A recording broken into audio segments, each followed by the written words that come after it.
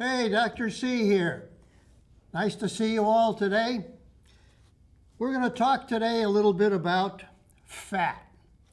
Not the kind of fat that you eat, but obesity. I feel sorry for people who are overweight. You're taking loads of social crap every day. Dietitians and exercise people and all, just because your weight is up a little bit. I want to put you back to reality again, tell you how good you really are.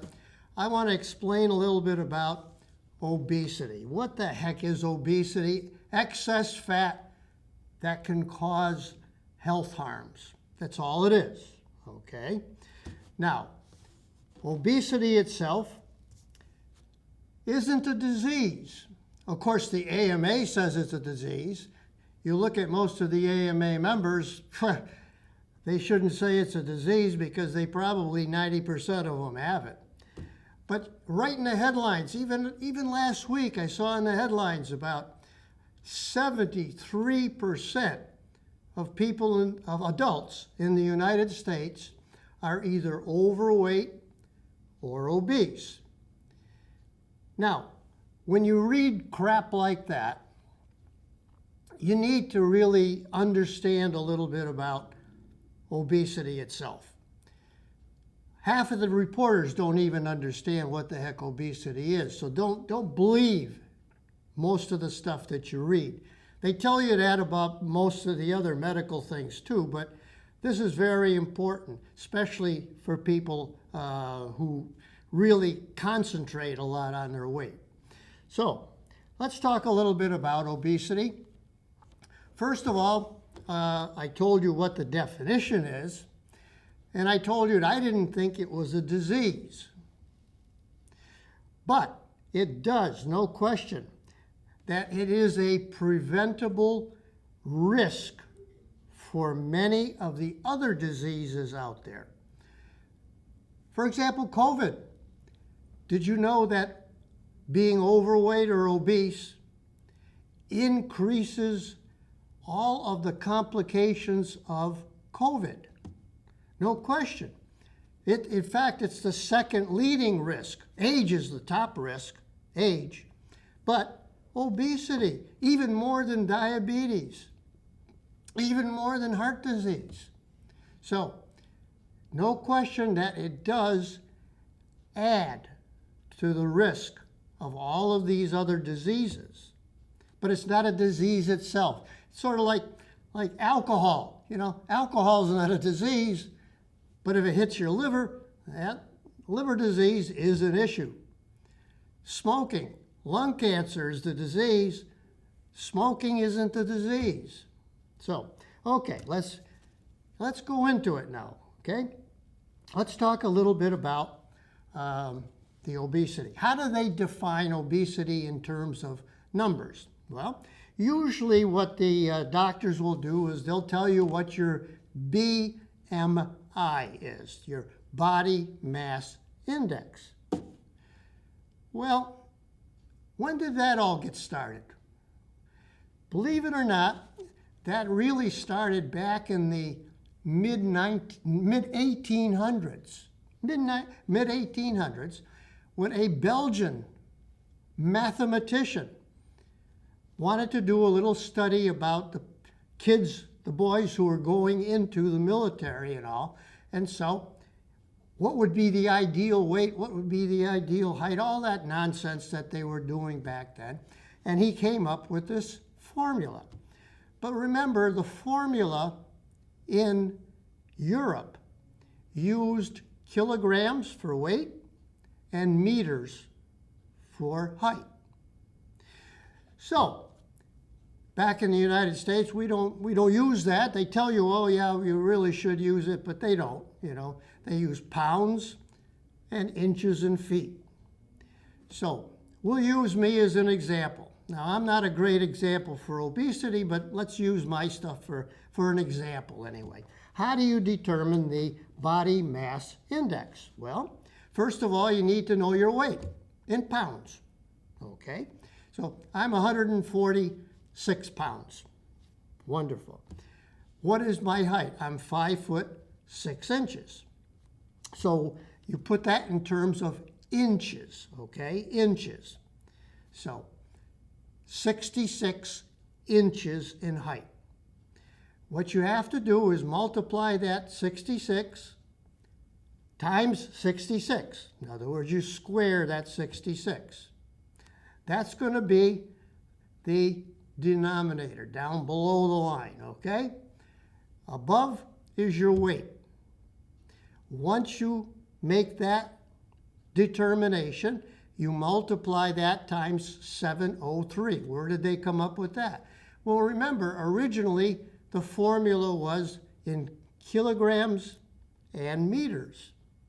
So the conversion factor to get it to the American way, you might say, of pounds and inches, you needed to have it multiplied by 703. Fine. What are those numbers now that come out? Well, first of all, if the BMI is, say, from 18.5 to, let's say, 25, in that range, that's supposed to be normal. Then you take the next level, 25 to 30. That's supposed to be overweight. 30 to 40.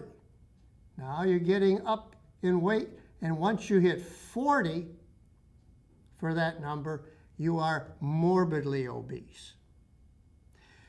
Now, they don't tell you when you read an article about overweight or obese. They just call everybody obese, baloney.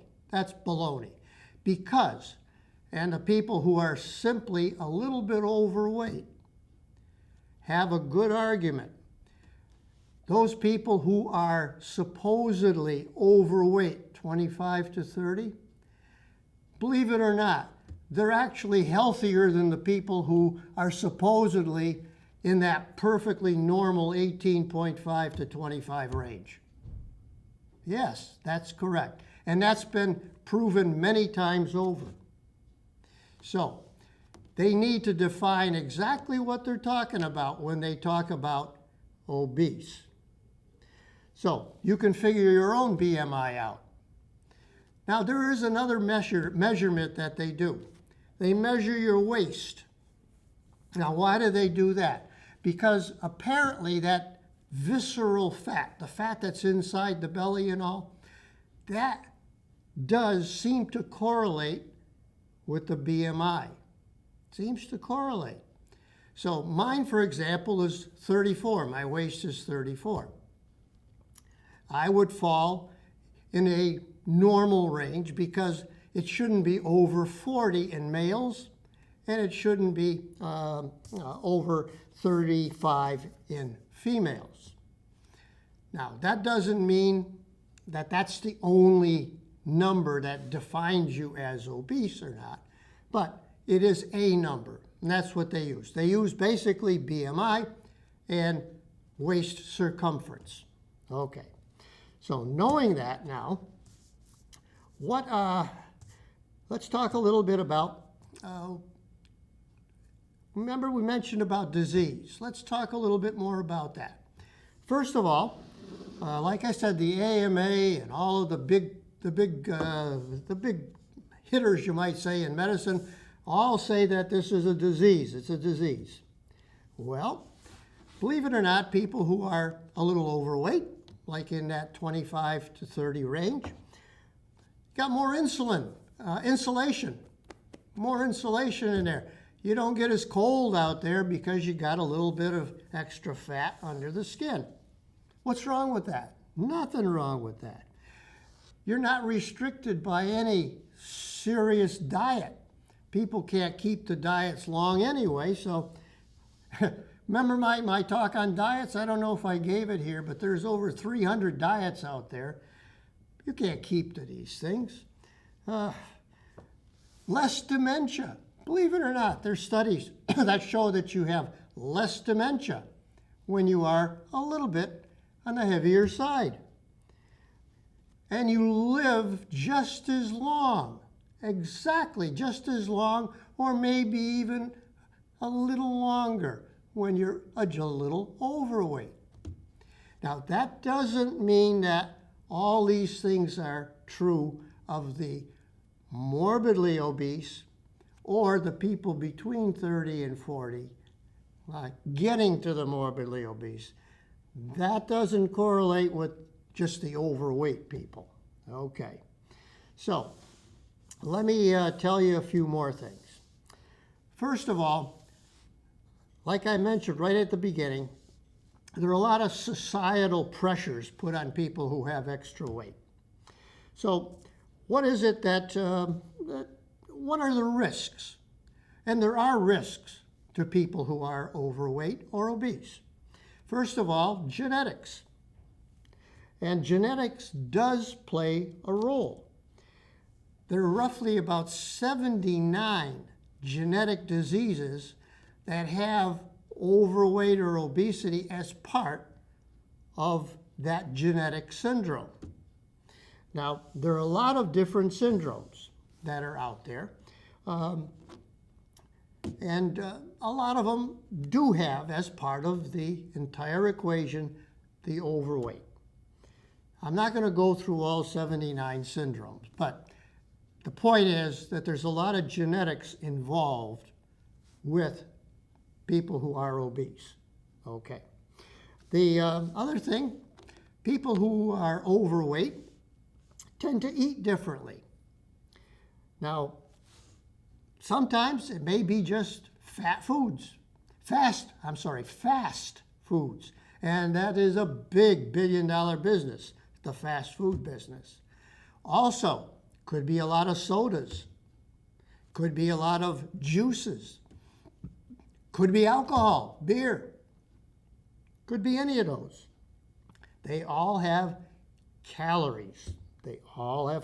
So no question that eating improperly is part of the cause of obesity. Sedentary lifestyle. They may not exercise. And maybe it's the way their lifestyle is. Their job always seems to require them to do more, run here, run there. And they don't put that time aside to do any proper exercising. That needs to be built in every day.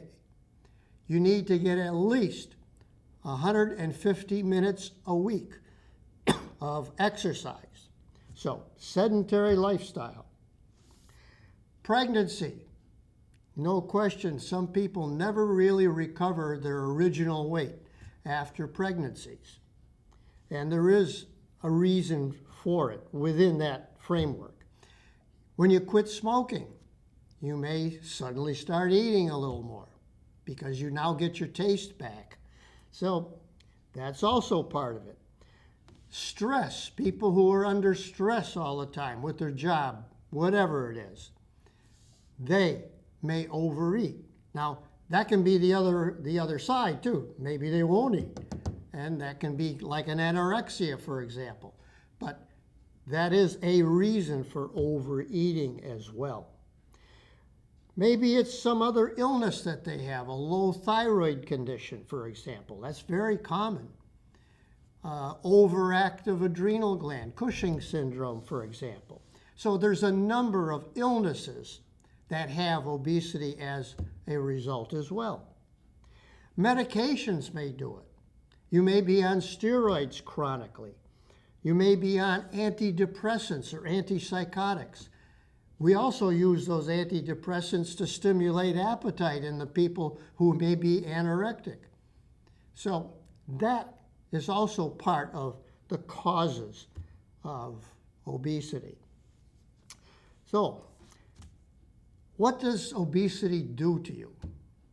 Well, first of all, I look at the quality of life that people have. No question that overweight does not affect it, but obesity does. Overweight does not, obesity does. you are not doing the number of things that you should do when you're obese. Because first of all, you're out of shape. You can't do the things to exercise, to do stuff. And so that is a big part of it. What else? Well, there are a number of diseases you can get. You can get increased heart disease. How does that happen? What happens with that? Well, have you ever heard, you probably haven't heard of a hormone called leptin. Leptin. What is that? Leptin is a hormone that's produced in the white fat of your body. Now, why did I emphasize white fat? Because we have another type of fat in the body called brown fat. Brown fat is brown because it has iron in it and because it has more blood vessels going to the fat cells. Those fat cells have a number of little fat globules in them. And they have a lot more of a thing called mitochondria. The mitochondria are in every cell in your body. That's where the energy is produced in your body, in those mitochondria. Now, the white fat, on the other hand, has just one globule of that fat. One globule, that's it. And many less mitochondria. But for every pound of that white fat that you have in your body, you can produce 4,000 calories.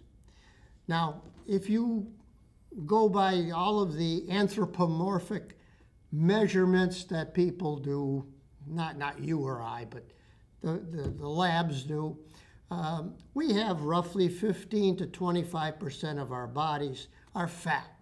So let's say 20% of our body is fat. Okay, 20%. So 20% of the body, depending on your weight, 25%, you can live off the fat in your body probably for a good, maybe up to 2 months. You can't live off of the stuff that's in your liver, the glycogen, which gives you the glucose and all. That's only good for a good 12 to 14 hours. But you can live off the fat for a good maybe 2 months. So at any rate, so those are just some of the issues. No question that people who are not overweight, but who are obese, have more depression. No question. And no question that the social they get isolated because of the way they think about their weight. They don't like to go to the beach. They don't like to go out with shorts on and all. They don't want to show off their bodies. And besides that, everything you read is all about the younger actresses and actors and, yes. But let me tell you, that is very superficial. Very superficial. Okay. No question that people who are obese place a cost, a tremendous cost actually, on healthcare services because it costs them a lot more to receive those services than people who are normal weights. And they also are at more of a risk, and I'm talking now obese, that is at least 30 BMI, up to 40 BMI. No question that they have there's an influence on their system. No question about it. And a psychological impact as well. Now, I started this all off. Unfortunately, I was going to tell you about leptin. I'll tell you, I'm losing it. What is leptin? It's a hormone that modifies what you eat. It tells, and that's produced in the fat cells, goes into the bloodstream. That hormone goes to the hypothalamus. It tells you, listen, you got plenty of fat in your body, don't eat anymore. And you don't have enough fat in your body, you better eat. That's what that leptin does. Now, you can also get leptin resistance, and that's what a lot of the obese the really true obese people, they get that leptin resistance. That hypothalamus isn't telling you don't eat. It keeps you eating. Keeps you eating. Okay. What do we do to treat this stuff? What do we do to treat it? Well, you need to have some kind of a healthy plan. You can't just do one thing alone. You have to modify some kind of diet for yourself. For yourself. Should you stick to the what the doctors tell you? 2,200 calories a day for men, 1,800 calories a day for women. I don't know, because it's a very individualized diet. What else should you do? Exercise, 150 minutes a week.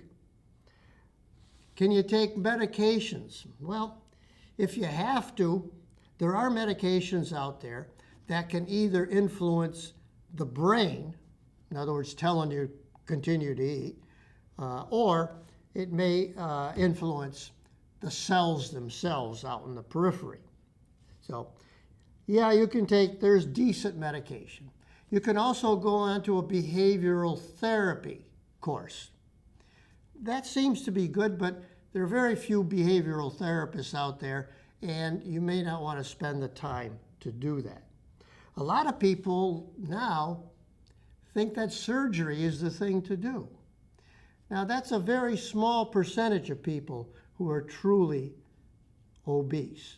Small percentage have surgery. What type of surgery do they have? Well, the most commonly done procedure is what's called a ROUX, R-O-U-X, Y bypass procedure. Now, what that does, these procedures, surgical procedures that are done, either restrict the amount of food that you can take in at one time by cutting down on the volume of the stomach, or malabsorption. You bypass a part of the intestine. Depending on the length of intestine that you bypass, you will not absorb as much of the nutrients that you happen to eat. So those are the two reasons for surgery: restriction or malabsorption. So the ROUX-Y will keep just a little piece of the stomach, divide that, the rest of the stomach is still there. They'll divide that little and keep that little piece, and then bring a piece of the intestine up and hook it to that area, to that little remnant that's left. And then the other end then, remember there's still a blind end because they've divided the intestine, that other blind end gets stuck into another piece of intestine down lower. So it depends on how low you make that connection. That's the malabsorption piece. So the ROUX-Y is the most common. They also will do what they call a sleeve resection. They'll make the, divide that again, divide the stomach up above, and then they'll just make a sleeve out of the rest of the stomach, and the stomach then they hook back into the into the intestine further down. That's a sleeve procedure. Now, there's a lot of things that they've done in the past. They've done the bands, the laparoscopic bands that they'll put in. That band used to be just a permanent band. Now they can do adjustable bands. A little tube that comes up, and they can either put more saline in or take some out, squeezing the stomach, restricting the amount of food that goes in. So that's called either a lap band, adjustable or not. The old procedures, like I used to do a lot of gastrectomies, but we did it for peptic ulcer disease. That was the original type of weight loss procedure. Don't do very many of those anymore. And they did balloons for a while. They put a balloon into the stomach, which restricted the food, but a lot of side effects from that. That's pretty much been abandoned. So a lot of these things have been abandoned. And it's now mainly that ROUX-Y bypass or some type of a sleeve resection or lap band that's done. Okay, so that's the surgery part that's done. So what else? Well, first of all, we need to talk just for a moment about some of the other psychological effects of obesity. And remember, anything you read, you need to know which group of people are they talking about. Are they talking about simply overweight, which actually isn't a bad thing? Are they talking about those with a BMI over 30 to 40, right in that range? Or people who are morbidly obese, BMI over 40? They need to talk very specifically about which group in there that they're talking about. Okay, so what are the psychological things? I mentioned depression. Depression is a very common thing. Roughly 30% of all of the people who are over 30 with that, not over 30 in age, but over 30 with their BMI, have depression somewhere along the course of their illness. So that is a big deal. That is a big deal. In fact, the Surgeon General estimates roughly about 300,000 adults a year die as a direct result of morbid obesity. That's a lot of people, 300,000 a year. And that's in the United States. So you can imagine what the number is worldwide. Okay, well, I think we just scratched the surface, really, of obesity. And I hope to at least get through to some of you anyway that it isn't the disease that you think it is. It isn't, in fact, a disease. I don't think it's a disease. I think it increases the risk of other diseases myself. But always read intelligently. Don't get depressed over the fact that your weight is a little bit up. And this is Dr. C. Have a nice day.